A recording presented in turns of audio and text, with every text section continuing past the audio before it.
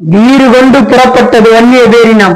சமூக நீதி மண்ணான எழுப்புறத்தில் மருத்துவர் ஐயாவின் ஆசியுடன் மருத்துவர் சின்னையாவின் பின்னால் அணிதிரண்டது இந்த வன்னிய பேரினம். ஆளுகின்ற திமுக அரசு நாச்சி இதெல்லாம் சும்மா ட்ரெய்லரு. இனிமேல் மெயின் பிக்சர் நிறைய பார்க்க போறீங்க.